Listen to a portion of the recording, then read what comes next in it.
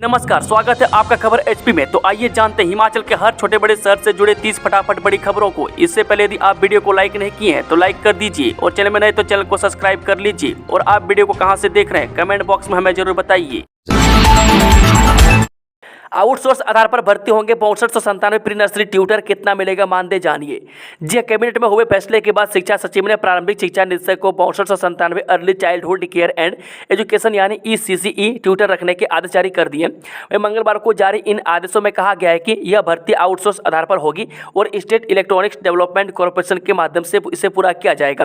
बता दें कि हर उस स्कूल में एक प्री नर्सरी ट्यूटर देना होगा जहाँ अभी प्री नर्सरी में एनरोलमेंट चल रही है। वहीं शिक्षा सचिव ने कहा कि कुल 6297 ट्यूटर प्री प्राइमरी एजुकेशन के लिए पहले चरण में एंगेज किए जाए। इन्हें आउटसोर्स आधार पर इलेक्ट्रॉनिक्स डेवलपमेंट कॉर्पोरेशन के माध्यम से लिया जाए और यह चयन national council for teacher education के मापदंडों के अनुसार हो। वह प्रारंभिक शिक्षा विभाग इलेक्ट्रॉनिक्स डेवलपमेंट कॉर्पोरेशन को उन स्कूलों की लिस्ट भेजे जहाँ ये शिक्षक नियुक्त किए जाने हैं। बता दें कि इन शिक्षकों को मानसिक मानदेय 10,000 रुपये तय किया गया, लेकिन इसमें एजेंसी चार्जेस, GST और अन्य खर्च भी शामिल है। मैं स्टेट इलेक्ट्रॉनिक्स डेवलपमेंट कॉर्पोरेशन वर्तमान में 5% एजेंसी चार्ज लेता है, जबकि 10% की कटौती EPF के लिए होती है। इस तरह की आउटसोर्स भर्ती पर GST पहले ही 18% है। यदि इसी तरह से यह गणना नियुक्ति में हुई तो इन टीचर्स को हर महीने 6700 रुपये कैश इन हैंड मिलेगा।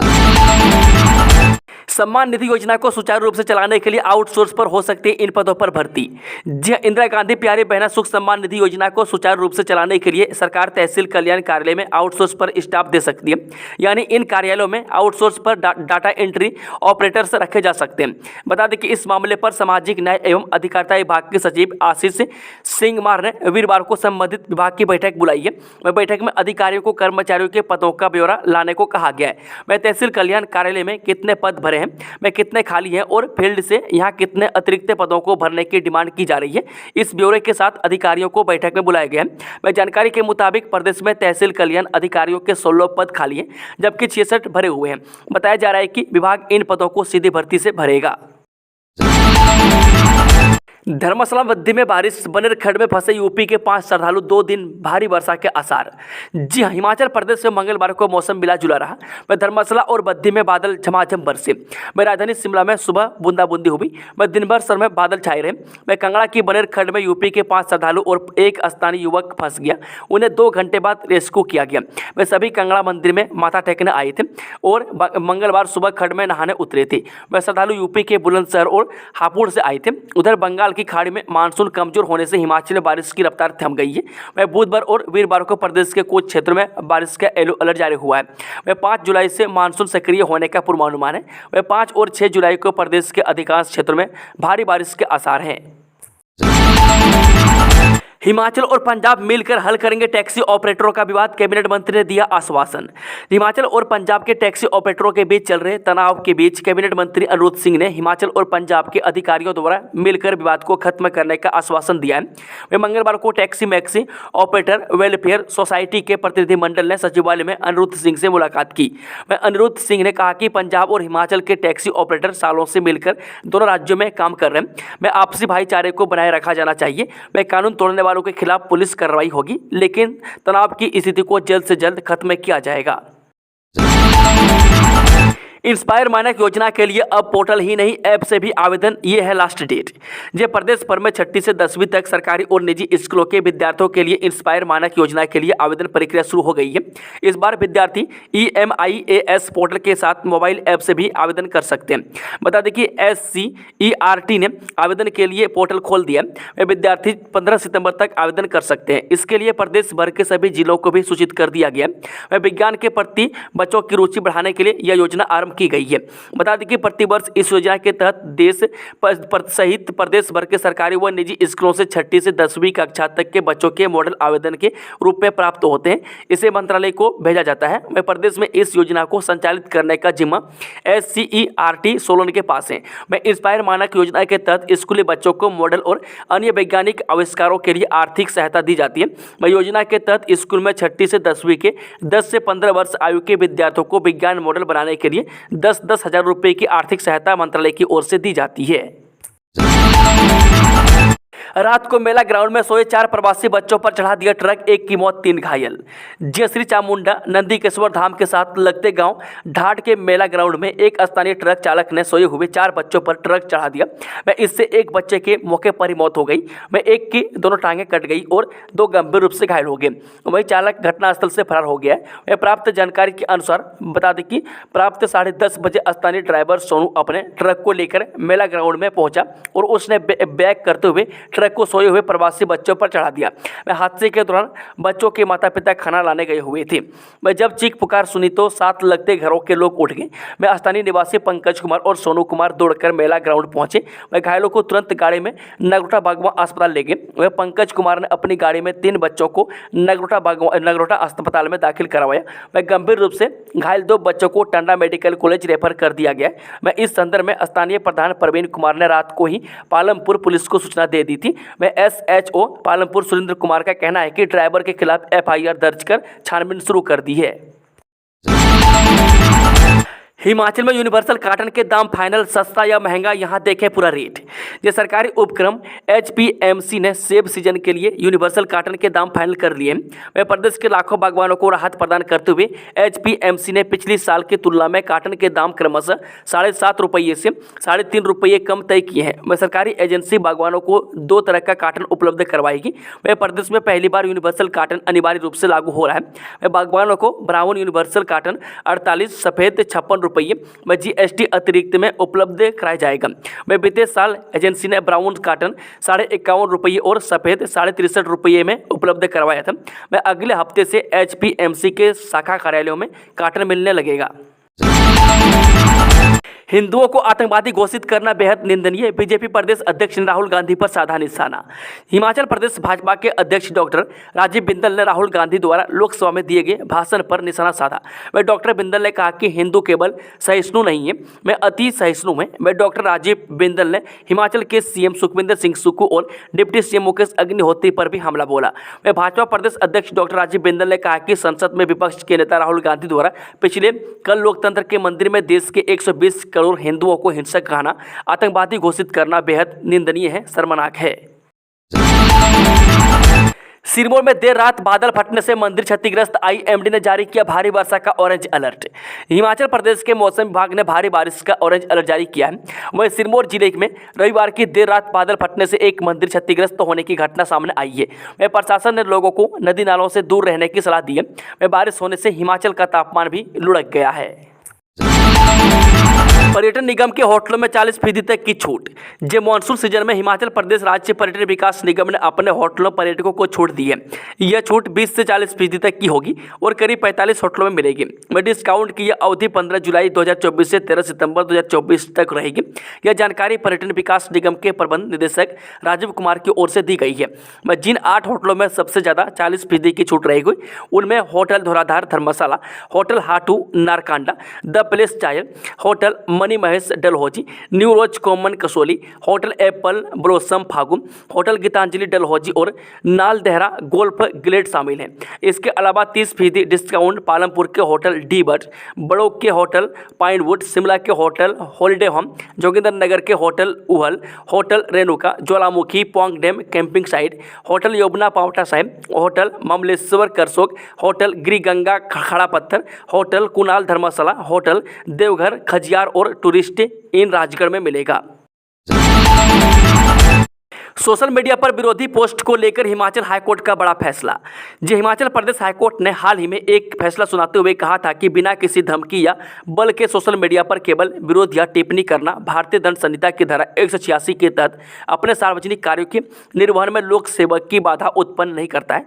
मैं अदालत ने अपने फैसले के समर्थन में सुरिंदर सिंह चौहान बनाम हिमाचल प्रदेश राज्य सहित पिछले फैसलों का हवाला दिया। अदालत ने निष्कर्ष निकाला कि किसी भी शारीरिक हस्तक्षेप या धमकी के बिना निष्क्रिय आचरण या मौखिक विरोध लोक सेवक की स्वैच्छिक बाधा नहीं है।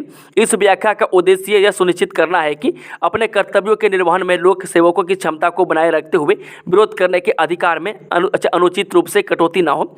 इस फैसले ने सीताराम शर्मा के खिलाफ IPC की धारा 186 के तहत आरोपों को रद्द कर दिया है और उन्हें सभी आरोपों से बरी कर दिया है। अब डिपुओं में राशन मिलने की प्रक्रिया बदली। जब प्रदेश भर के 5100 से अधिक डिपुओं में अब अत्याधुनिक नई पोस्ट मशीनों से राशन मिलेगा। अब तक चल रही पोस्ट मशीन कंपनी के साथ टेंडर का समय पूरा हो चुका है। वहीं अब नई मशीनों को राज्य भर के डिपुओं में प्रदान करने को टेंडर फाइनल सहित अब उन्हें डिपुओं में वितरित कर चलाए जाने की प्रक्रिया भी जल्द ही शुरू कर दी जाएगी। इसके चलते अब राशन कार्ड धारकों को बायोमेट्रिक संग मोबाइल में OTP से राशन मिल सकेगा और पक्का बिल भी मिल पाएगा।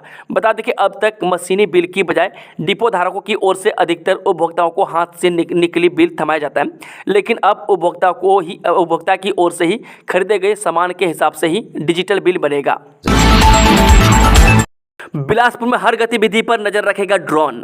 जिला बिलासपुर में अब अहम गतिविधियों को लेकर ड्रोन के माध्यम से नजर रखी जाएगी।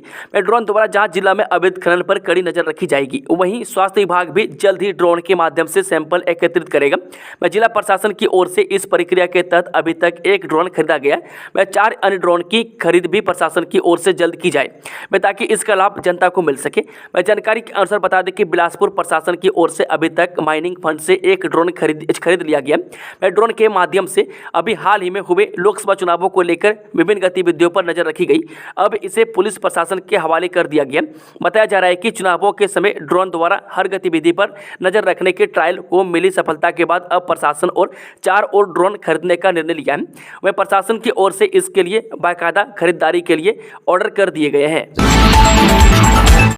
पटवारी कानूनगों के मोबाइल नंबर होंगे सार्वजनिक, 24/7 उठाने होंगे जनता के फोन कॉल। जाने वजह हिमाचल प्रदेश में मानसून दस्तक दे चुका है। मानसून के दौरान होने वाली बारिश से नुकसान को कम किया जा सके, इसके लिए जिला प्रशासन ने कमर कस ली है। शिमला जिला उपायुक्त अनुपम कश्यप ने सभी फील्ड अधिकारियों को प्रोएक्टिव रहने के निर्देश दिए हैं। जिला उपायुक्त ने कानूनगों और पटवारी के नंबर सार्वजनिक करने के लिए कहा है। साथ ही इन फील्ड अधिकारियों को 24/7 फोन उठाने के भी निर्देश जारी किए हैं। अब सरकार गिरने वाली नहीं, मुकेश बोले मिशन लोटस फेल, बीजेपी के माफी मांगने का वक्त आ गया। जो पिछले 6 महीने से बीजेपी ने हिमाचल प्रदेश में राजनीतिक अस्थिरता का माहौल बनाया हुआ है और कांग्रेस की सरकार को तोड़ने का बीजेपी प्रयास कर रही है, लेकिन जनता ने चुनाव में बीजेपी के मिशन लोटस को फेल कर दिया है। बीजेपी की लीडरशिप को प्रदेश की जनता से माफी मांगनी चाहिए और बताना चाहिए कि आखिर क्यों चुनी हुई सरकार को बीजेपी गिराना चाहती थी। यह बात शिमला में डिप्टी सीएम मुकेश अग्निहोत्री ने पत्रकार वार्ता के दौरान कही। शिमला में बैडमिंटन प्रतियोगिता 20 से जिला भर से महिला पुरुष खिलाड़ी लेंगे भाग। जिला स्तरीय बैडमिंटन प्रतियोगिता 20 से 23 जुलाई तक इंदिरा गांधी खेल परिसर शिमला में आयोजित की जाएगी। यह फैसला शिमला जिला बैडमिंटन एसोसिएशन की जुब्बल के खड़ा पत्थर में हुई सालाना आम सभा की बैठक में लिया गया। बैठक की अध्यक्षता संगठन के चेयरमैन बलवंत झोटा ने की। बैठक में एसोसिएशन के प्रधान चंद्रशेखर तुर्की, महासचिव सुमित धोटा और अन्य पदाधिकारी भी मौजूद रहे। धर्मशाला अस्पताल में 0 बिल कटवाने के लिए अब नहीं करना होगा घंटों इंतजार। क्षेत्रीय अस्पताल धर्मशाला में 0 बिल कटवाने के लिए अब घंटों इंतजार नहीं करना पड़ेगा। अस्पताल प्रशासन ने इस समस्या से मरीजों को निजात दिलाने के लिए सोमवार से एक और काउंटर चालू कर दिया है। अब 2 काउंटरों पर मरीजों के बिल काटे जाएंगे। पूर्व में मरीजों और तीमारदारों को 0 बिल कटवाने के लिए घंटों इंतजार करना पड़ रहा था। अस्पताल में कर्मचारी की कमी से यह परेशानी मरीजों को झेलनी पड़ रही थी। कुछ समय से अस्पताल में प्रतिदिन लगभग 1000 से ऊपर की ओपीडी रह रहे हैं, जिस वजह से मरीजों की लंबी कतारें बिलिंग काउंटर में लग रही है। अस्पताल में रोजाना 400 के करीब मरीजों के बिल काटे जा रहे हैं। 90,000 बच्चों को घर द्वार दिया जाएगा। ORS जिंक की गोलियां भी बटेंगी।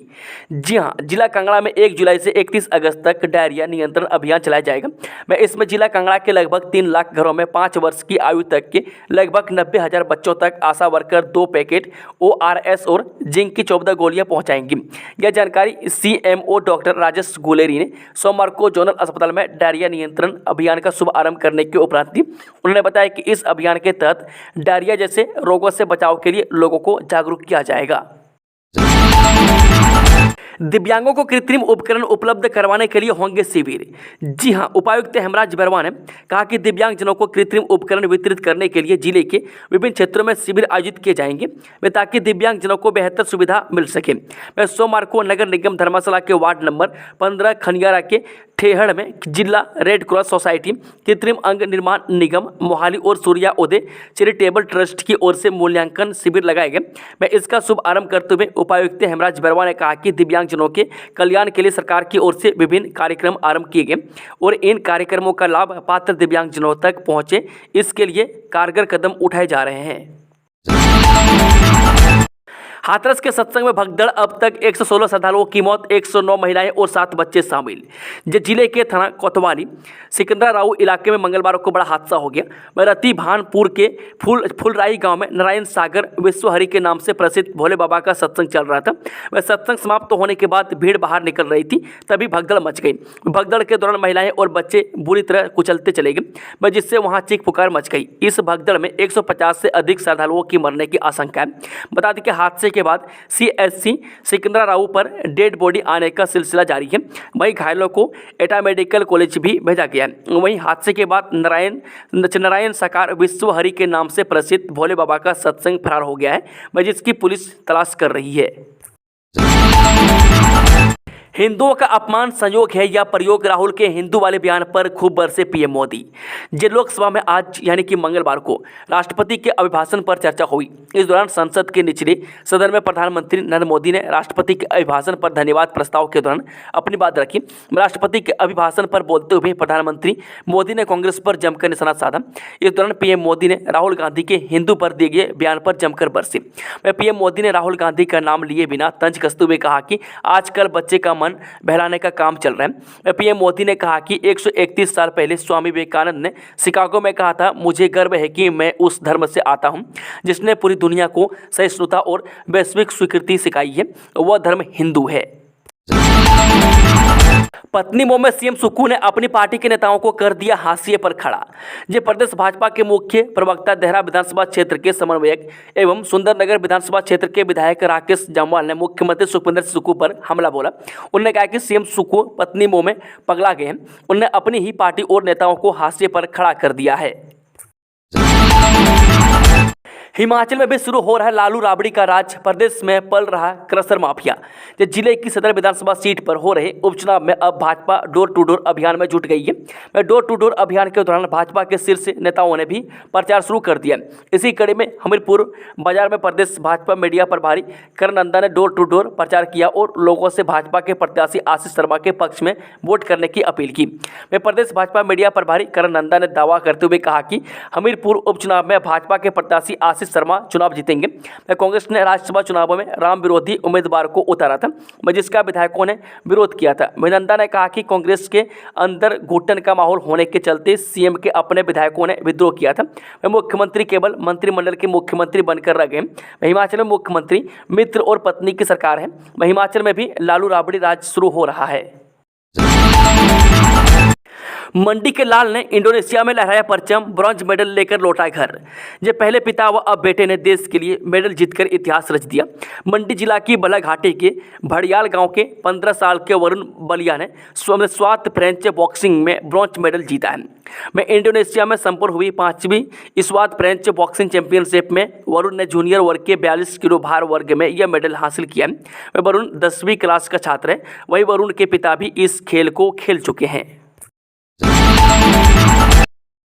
बंगाल की खाड़ी में मानसून पड़ा कमजोर, हिमाचल प्रदेश में बारिश की कमी।